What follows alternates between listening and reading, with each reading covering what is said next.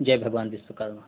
साथियों, विश्वकर्मा जागरूकता अभियान के तहत जो विश्वकर्मा वंशीय विशाल रैली का आयोजन लखनऊ में नवंबर माह में किया जा रहा है, उसके संबंध में आप लोगों के बहुत से सवाल होते हैं।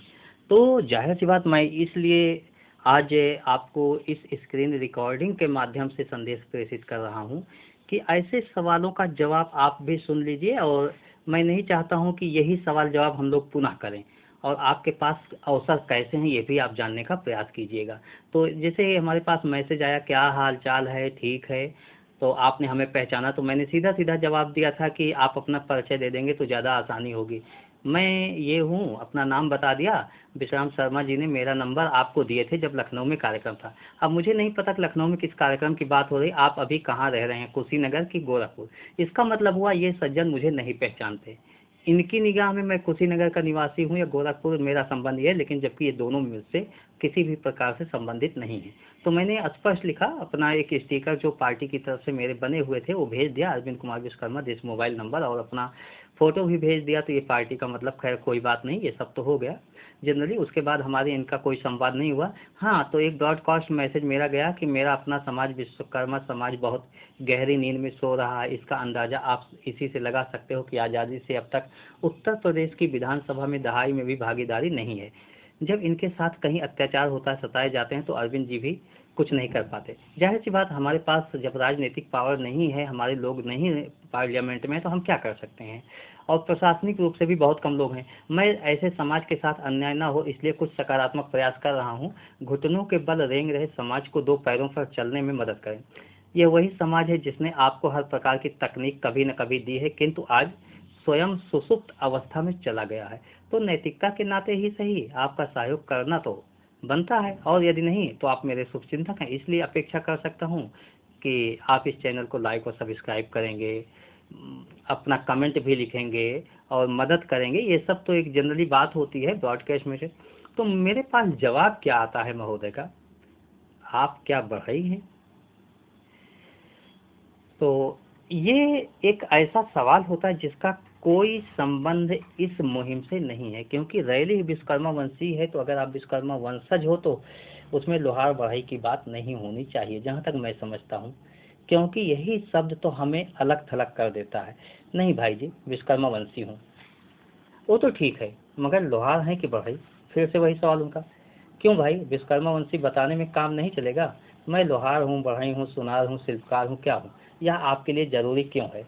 ऐसा तो है नहीं कि शादी ब्याह करना है, सामाजिक रूप से पीछे होने का यह भी सबसे बड़ा कारण है। मैंने अपनी तरफ से एक उनको जवाब दिया कि मैं क्या हूँ इससे कोई मतलब नहीं है, और ये सब उस समय पूछा जाता है जब शादी ब्याह होता है, तो बहुत आगे से पीछे तक, नानी और ननिहाल तक पूछा जाता है, तो इसका कोई बहुत मतलब नहीं हुआ।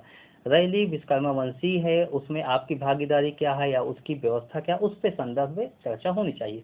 फिर भी इन्होंने बहुत कुछ लिखा, फिर भी शादी ब्याह करना ही तभी जाना जाए। वैसे कृपया बताएं कि किसी सम्मेलन में कितने सुनार भाई, कितने ताम्रकार भाई, कितने शिल्पकार भाई, और तो और कितने बढ़ई भाई, कितने लोहार भाई सम्मिलित होते हैं? कुछ तो आंकड़ा होगा, जरा बताइए। आप अपने बैनर में 5 उपजाति बड़े अक्षरों में दर्शाए हैं, क्यों सिर्फ विश्वकर्मा ही लिखते? उम्मीद है बातों को समझ रहे होंगे। सिर्फ अपनी उपजाति विश्वकर्मा बताने में आपको कष्ट है, आप किन लोगों को लेकर आगे बढ़ेंगे, ये तो बताइए। ये उनकी तरफ से सवाल था। तो देखिए, जब हम विश्वकर्मा वंशी हैं, विश्वकर्मा वंशी में 5 तो आते हैं, ये सच है, लेकिन लोहार बढ़ई की ही अभी एक मंच पर सम्मिलित होते हुए और खुल के कहते हुए दिखते हैं कि हम विश्वकर्मा वंशी हैं। बाकी ताम्रकार, शिल्पकार और स्वर्णकार ऐसे लोग हैं जिनमें कुछ लोग, पढ़े लिखे लोग, समझदार लोग, बुजुर्ग लोग, ये जानते हैं मैं विश्वकर्मा वंशी हूँ, लेकिन नए नवेले जो युवा आ रहे हैं, जो काम धंधे से बहुत दूर हैं, जिनको अपने धार्मिक क्रियाकलाप, संस्कार और बुजुर्गों के बारे में नहीं मालूम, वो वास्तव में नहीं जानते हैं कि मैं विश्वकर्मा वंशी हूँ।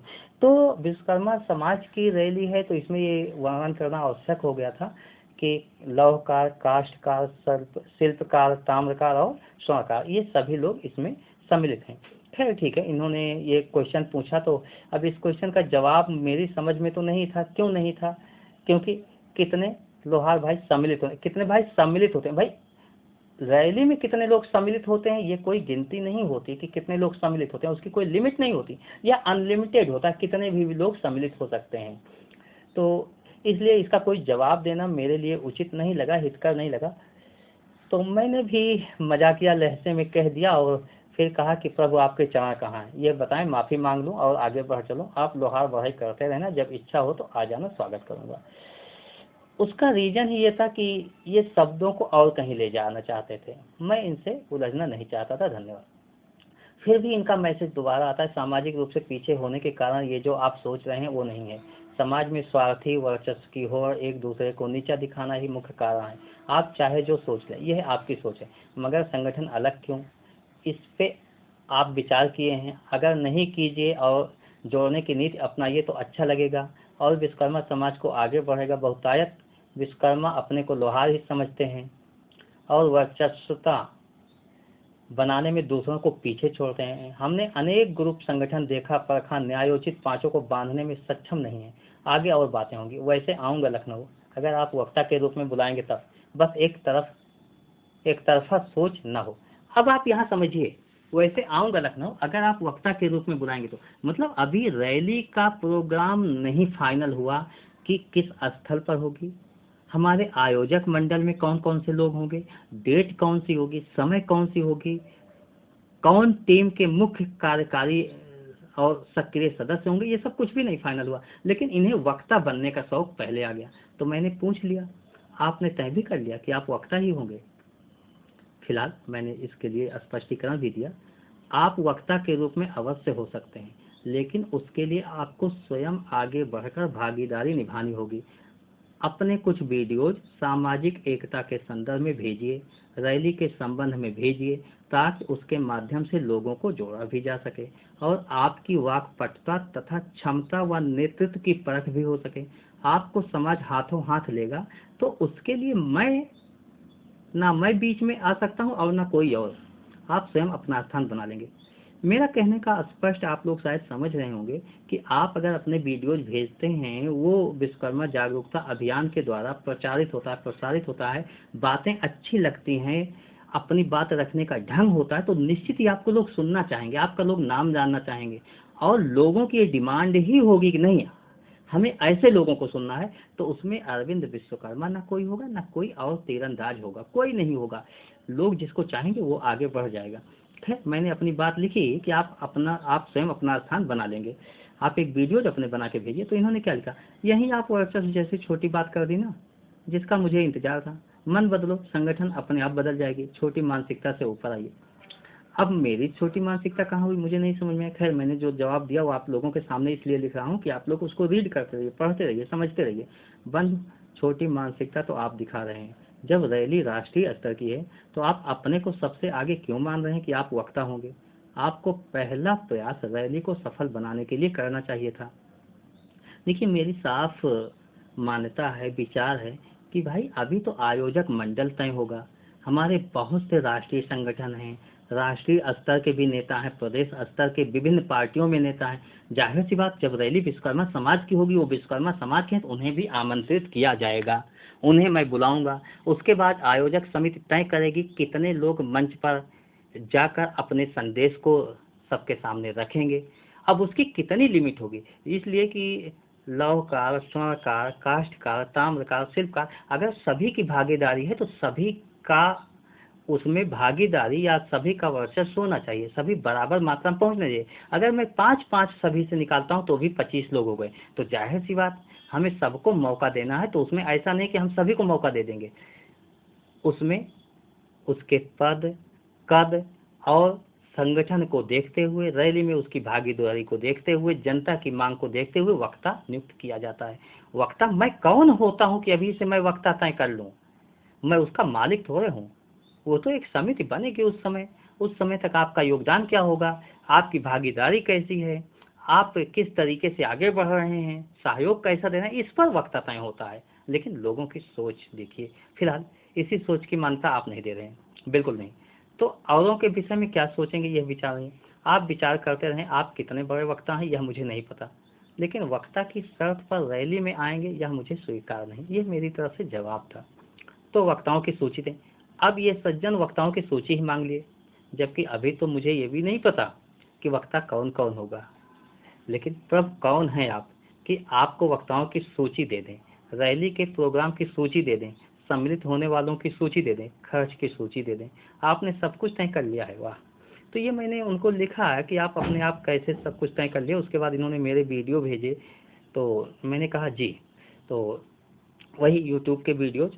तो इसमें यह है कि आप अपनी सक्रिय भागीदारी निभाइए, आप में क्षमता होगी तो आप अपना स्थान स्वतः प्राप्त कर लें। उसके बाद भी है कि उसमें एक श्लोक है, हाँ, विप्र कोटि, तो ये खैर ठीक है, उसमें कोई बात नहीं।